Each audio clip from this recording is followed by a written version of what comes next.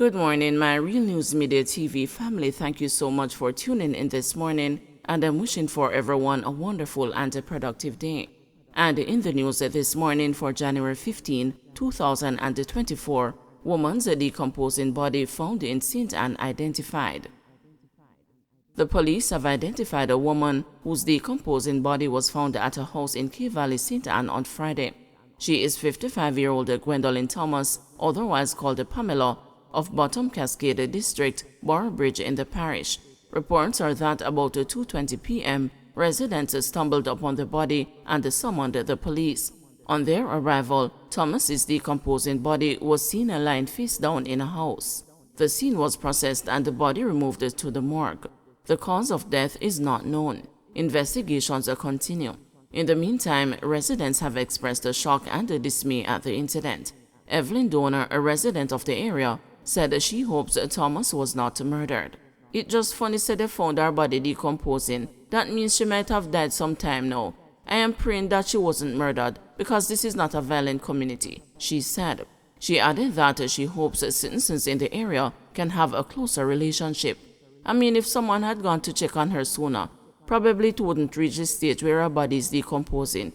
It's just very awful to know that someone begins to rot after dying before they are found," she stated. Assistance is sought after fire leaves 25 homeless in Whitfield town.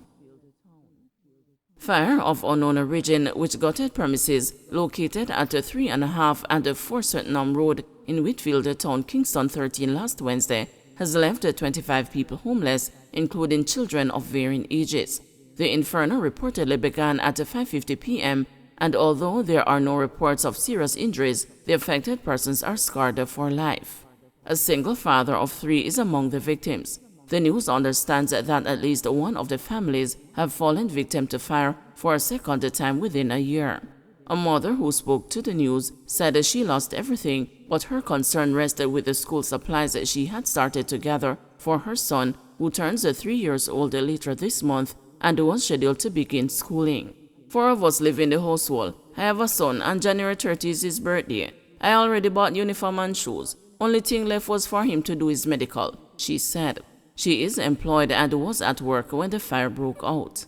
"I feel away, but at the end of the day, I still have life. I am working, so I just have to try and stay positive and try to rise from this. For the last 2 nights, I slept by my mother and in-laws. I would welcome any assistance," she said. Kingston and the St. Andrew Superintendent of the Jamaica Fire Brigade, Patrick Gooden, told the news on Friday that the cause of the fire was being investigated. It's actively ongoing. Units from Trenchtown, Halfway Tree, and York Park responded, Gooden said. Counsel for the Whitfield Town Division, Eugene Kelly, told the news that he and a member of Parliament, Dr. Angela Brown-Burke, visited the affected residents on Thursday. He was thankful no deaths were reported. He told the news that they have contacted the National Solid Waste Management Authority to assist with cleaning up activities. "We have also reached out to the Kingston and the St. Andrew Municipal Corporation Emergency Department and will ask the Ministry of Labor and Social Security, who in situations like this could present some items of clothing if they have, also bedding and a few days' worth of food. I also know that the MP intends to reach out to the Ministry of Housing to see how we can assist in a permanent basis to rehouse them," Kelly said. He is also making an appeal to the public for those who can send the clothing for the children, some of whom attend high school and are without any other moment. "We wanted them to go back to school. COVID did a major change to many children across the country, and we don't want them to lose any more time out of school," Kelly said. He said that the children themselves have expressed to him their desire to return to school soonest. Kelly said that persons may reach out to the KSAMC Poor Relief Unit and the package items for 5 victims of Swettenham Road. 12-year-old boy gone missing from St. Catherine home. A high alert has been activated for 12-year-old Adriel Nilsson of Windsor Heights Central Village, St. Catherine, who has been missing since January 14. He is of brown complexion, slim build, and about 165 centimeters or 5 feet 5 inches tall. Reports from the Central Village Police are that at about 3:30 p.m., Adriel was last seen at home wearing a blue shirt blue shorts and a pair of blue slippers. He has not been heard from since. Anyone knowing the whereabouts of Adriel Nelson is being asked to contact the Central Village Police at 876-984-2644, the 119 police emergency number, or the nearest police station. Concerned group secures a Miami permit to demonstrate against the corruption and crime outside the Jamaican Consulate General's office. A group of members of the Jamaican diaspora who remain unhappy with the government's stewardship, including its failure to put a lid on the country's rampant crime, violence, and corruption, are pressing ahead with the first of its countrywide protest next Friday in Miami, Florida, in the United States. Dr. Rupert Francis, chairman of the Jamaica Diaspora Crime Intervention and Prevention Task Force, who is spearheading the protest, told the news yesterday that the group has already secured a permission from the City of Miami Police Department to have the protest outside the Jamaican Consulate General's office in Miami from 7:30 a.m. to 1 p.m.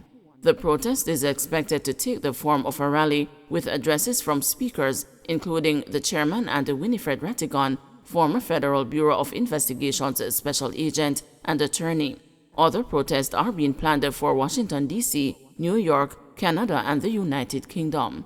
Francis, a retired captain in the Jamaica Defense Force, wrote a letter to Ambassador Audrey Marks, Jamaica's most senior diplomat in the United States, last December, giving notice of plans for countrywide protest at offices managed by the Jamaican government in the U.S.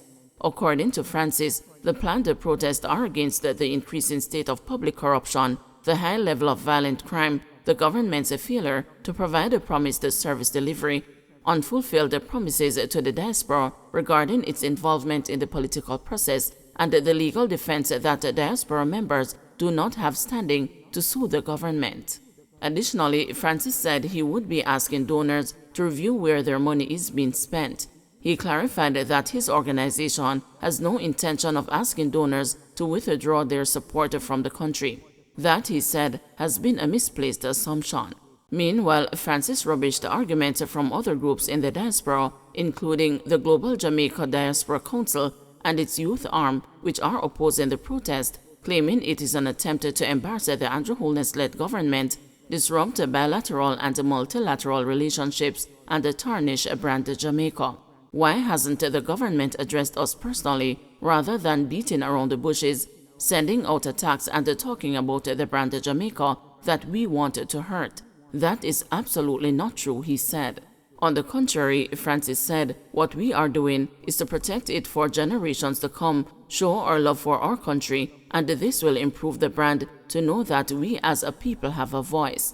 At the same time, he said, we believe that brand Jamaica is being hurt by the fact that our leaders are not doing what they are supposed to be doing, and the crime is absolutely out of control.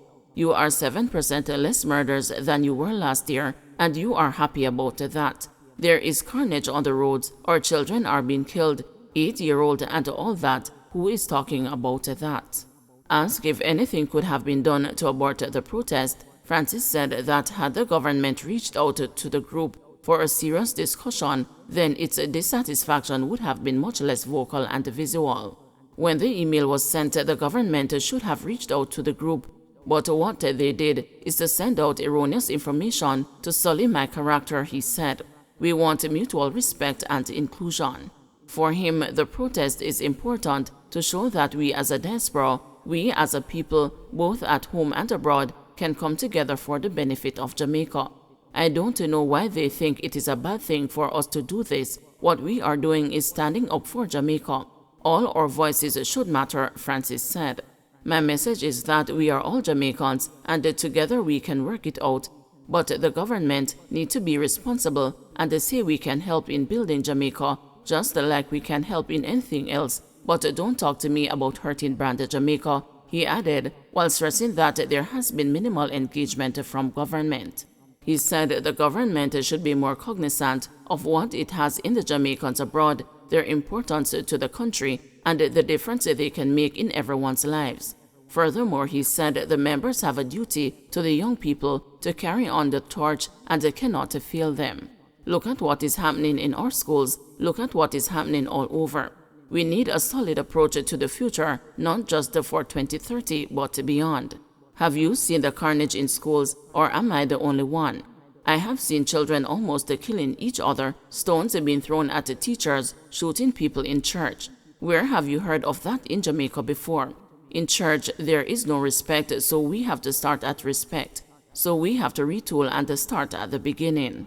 Alonda Terrelong, State Minister in the Ministry of Foreign Affairs and Foreign Trade, in a previous response, while arguing that members of the GJDC were shocked by and in disagreement with the letter to Marx, highlighted that diaspora members have had an unprecedented level of engagement with the government over the last 5 years.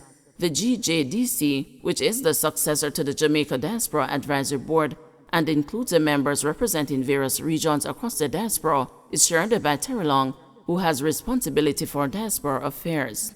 Terrelong has argued that engagements have been facilitated through the formation of the GJDC and the Global Jamaica Diaspora Youth Council. Additionally, he has said that over the last 2 years, the government has increased the number of council members from 8 to 30, which has widened representation within the diaspora.